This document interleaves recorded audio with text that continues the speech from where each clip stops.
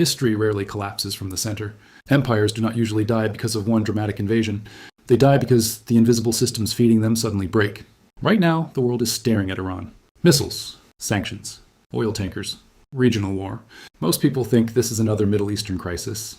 They are wrong. Iran is not the story. Iran is the trigger. Because hidden underneath the headlines is a financial alliance so fragile, so leveraged, that the fall of Tehran could send a shockwave straight into the heart of Beijing itself. Modern China looks invincible from the outside. $20 trillion in economic power. The world's largest manufacturing machine. Endless skyscrapers. Endless exports. Endless growth. But every empire in history has a hidden weakness. Rome had silver debasement. Britain depended on overseas grain.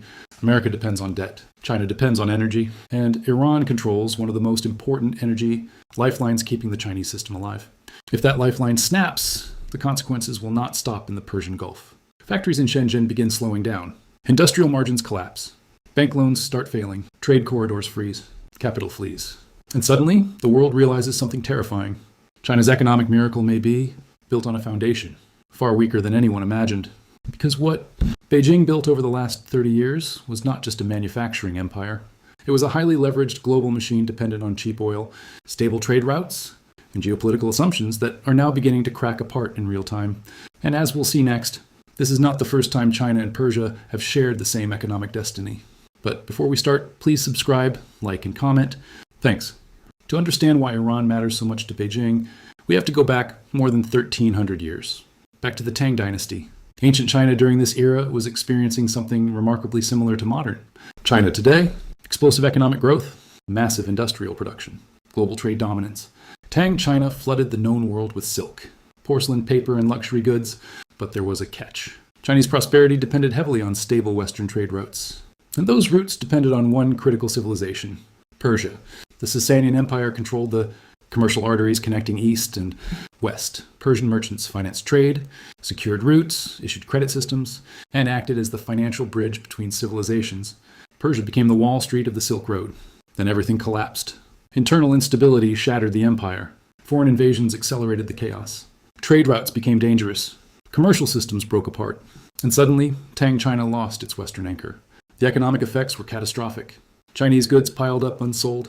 Tax revenues collapsed. Currency debasement accelerated. Inflation spread throughout the empire. The resulting instability fueled the An-Lushan Rebellion, one of the deadliest civil wars in human history. The Tang Dynasty survived, but it never fully recovered its former dominance. The lesson was brutal.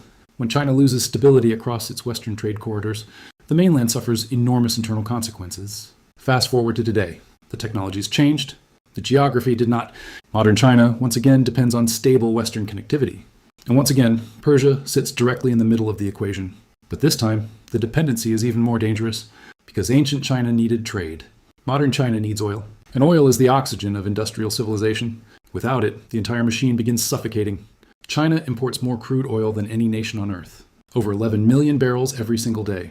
That oil powers factories, cargo fleets, construction systems, logistics chains, chemical plants, and industrial infrastructure across the entire country. Without imported energy, the Chinese growth model stops functioning. This creates a structural vulnerability unlike anything faced by previous Chinese dynasties.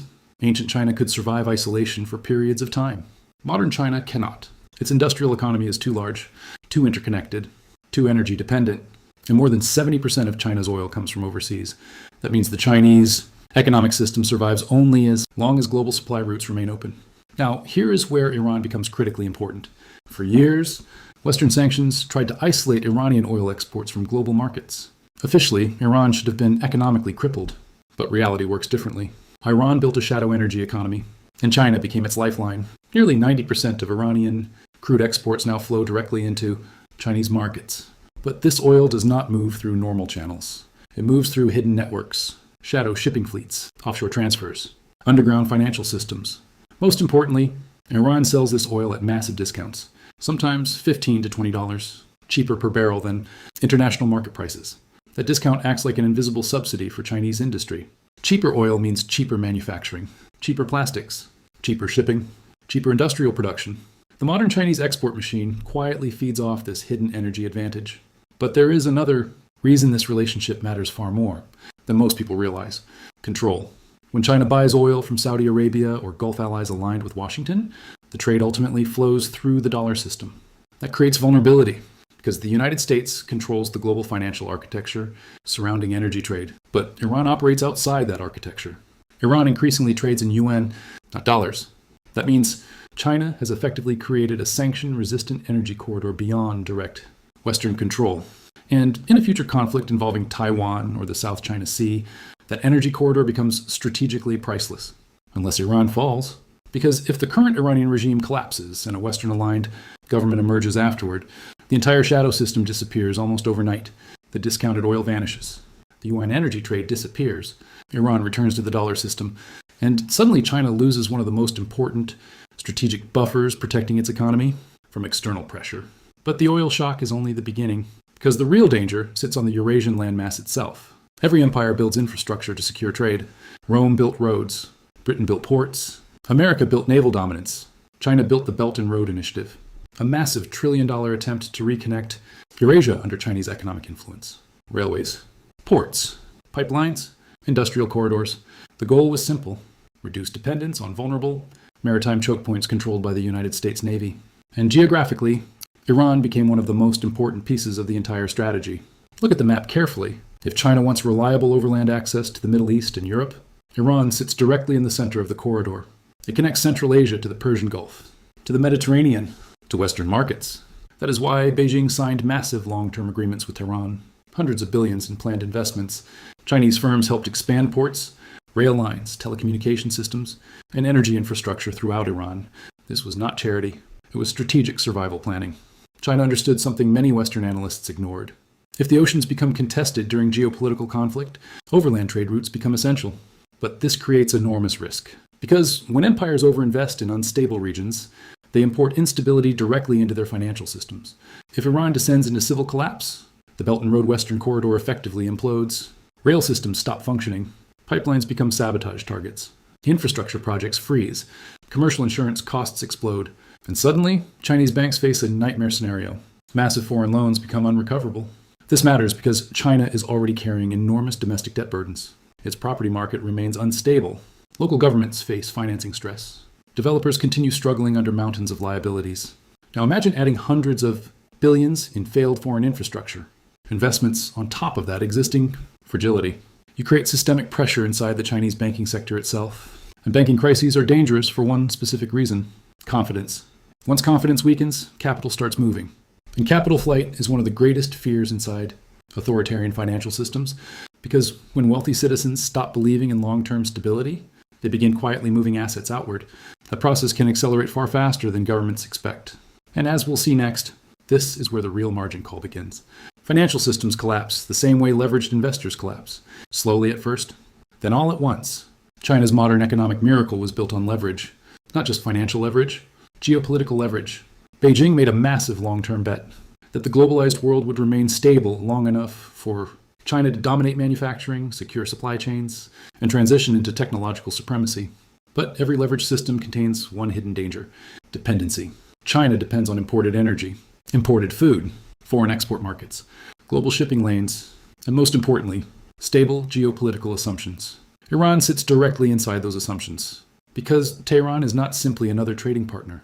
It is one of the final pressure valves protecting China from complete dependency on the Western financial system. If Iran collapses, Beijing loses more than cheap oil. It loses strategic flexibility. And suddenly, China's entire industrial machine becomes dramatically more vulnerable to American pressure.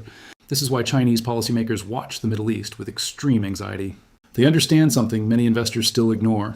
The modern Chinese economy operates on razor-thin industrial margins. Factories compete aggressively. Debt burdens remain enormous. Property markets remain unstable. Youth unemployment continues rising. The system survives because growth continues flowing through it. But cheap energy is one of the hidden forces making that growth possible. Take away discounted Iranian crude, and the pressure immediately spreads across manufacturing. Shipping costs rise. Industrial inputs become more expensive. Profit margins shrink further. Thousands of smaller factories begin operating at losses. Now combine that with weakening global demand from Europe and North America, the result becomes explosive. Because China's economy is not structured like a consumer economy. It is structured like a production machine, and production machines become dangerous. When they lose external demand while input costs rise simultaneously, that combination creates the exact conditions for a systemic financial margin call. Factories close, Workers lose jobs. Consumers reduce spending. Tax revenues weaken. Banks absorb rising defaults. And once banks begin weakening, confidence starts evaporating throughout the entire economy. History shows this pattern repeatedly. Empires rarely collapse because they lose one battle. They collapse because interconnected systems begin failing at the same time. And Iran may become the domino that starts that chain reaction. Most people underestimate how fragile industrial civilization really is. Modern economies are not powered by money. They are powered by energy. Oil moves everything. Container ships, factories. Air transport, industrial agriculture, heavy manufacturing. Without large-scale energy flows, modern economic systems stop functioning almost immediately. And this is where China faces its greatest strategic nightmare. Unlike the United States, China does not possess enough domestic oil reserves to sustain its economy independently. America has geographic advantages, energy reserves, agricultural abundance, two protective oceans. China has manufacturing capacity, but manufacturing without energy becomes useless. That creates a dangerous imbalance. Right now, most of China's imported oil travels through vulnerable maritime choke points, especially the Strait of Malacca, a narrow corridor heavily influenced by American naval power. Chinese strategists have feared this vulnerability for decades. They even have a term for it, the Malacca Dilemma. Because in any major geopolitical conflict, especially over Taiwan, the United States could theoretically disrupt China's maritime energy flows. That possibility terrifies Beijing. Iran helped reduce that vulnerability. Not eliminate it, reduce it. Through discounted oil, UN-based transactions, and overland infrastructure planning, Tehran became part of China's long-term energy insurance strategy. But if the Iranian regime collapses, that insurance evaporates, and the consequences would spread rapidly. Global oil prices surge higher. Chinese refineries lose discounted supply. Energy import costs spike. Industrial profitability collapses further. At the exact same time, geopolitical tensions intensify across Asia. This creates what economists call a supply shock.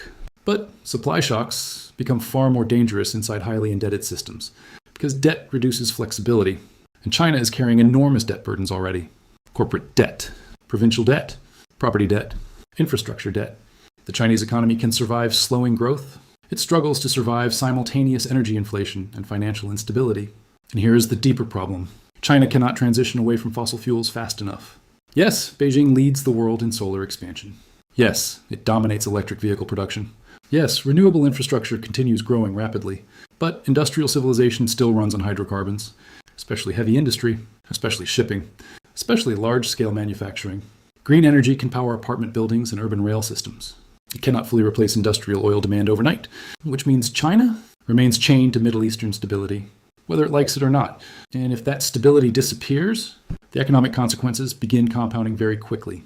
For decades, the world believed China's rise was inevitable. An unstoppable economic machine. Infinite growth, infinite production, infinite expansion. But no economic miracle lasts forever, especially when it becomes dependent on fragile global systems. The truth is that China's rise happened during one of the most stable globalization periods in human history. Cheap shipping, cheap energy, open trade routes, massive Western consumption. That environment allowed Beijing to industrialize at extraordinary speed. But the world is changing now. Globalization is fragmenting. Supply chains are becoming political weapons. Energy systems are becoming militarized. Financial networks are splitting into rival blocs. And China suddenly finds itself dangerously exposed. Iran represents something much larger than oil. It represents the stability of China's western flank, the stability of its trade corridors, the stability of its energy assumptions. And if Tehran collapses into prolonged instability, Beijing loses one of the most important pillars supporting its external economic architecture. The consequences would not arrive overnight. That is important to understand. Great powers rarely collapse instantly. Instead, systems weaken gradually. Growth slows, debt rises, confidence erodes, capital leaves quietly. Young people lose faith in the future. And eventually, the illusion of inevitability disappears. That is when the true danger begins, because authoritarian systems rely heavily on economic momentum to maintain legitimacy. The Chinese Communist Party built its modern authority on one central promise: prosperity in exchange for political control. But prosperity becomes much harder to maintain inside an unstable world, especially when the cost structure underlying the entire economic machine begins shifting upward permanently. And this is why the war surrounding Iran matters far beyond the Middle East. It is exposing the hidden dependencies inside the Chinese model itself. The world is beginning to realize that China's economy may not be as invulnerable as it appeared during the age of globalization. Like every empire before it, modern China depends on distant networks remaining stable. And when those networks begin breaking apart, The center eventually feels the pressure. History is not driven by headlines. It is driven by systems, trade routes, energy flows, financial networks, supply chains. And when those systems fracture, empires begin discovering how fragile they really are. The coming crisis surrounding Iran is not just about regime change. It is about the potential collapse of one of the most important geopolitical pressure valves, protecting the Chinese economic system. For years, Beijing built an empire dependent on assumptions. That globalization would continue, that energy would remain accessible, that trade corridors would stay open, that cheap manufacturing could expand forever. Iran helped make those assumptions possible. Cheap oil, alternative financial systems, strategic overland access, a buffer against total dependency on the Western-controlled global order. But if that buffer disappears, China becomes dramatically more exposed to energy shocks, to maritime pressure, to industrial slowdowns, to financial instability, and ultimately to the same historical forces that destroyed great powers before it. Because every empire eventually discovers the same truth. The stronger a system appears on the surface, the more catastrophic its hidden vulnerabilities become. Rome depended on silver, Britain depended on sea trade, America depends on debt, China depends on energy, and somewhere beneath the fires of the Middle East, one critical domino is beginning to shake. If it falls, the shockwave will not stop in Tehran. It will travel across Eurasia, through shipping lanes, banking systems, industrial corridors, and energy markets, until it reaches the factories of Shenzhen itself. And in that moment, the world may finally discover that China's $20 trillion miracle was never invincible, only leveraged.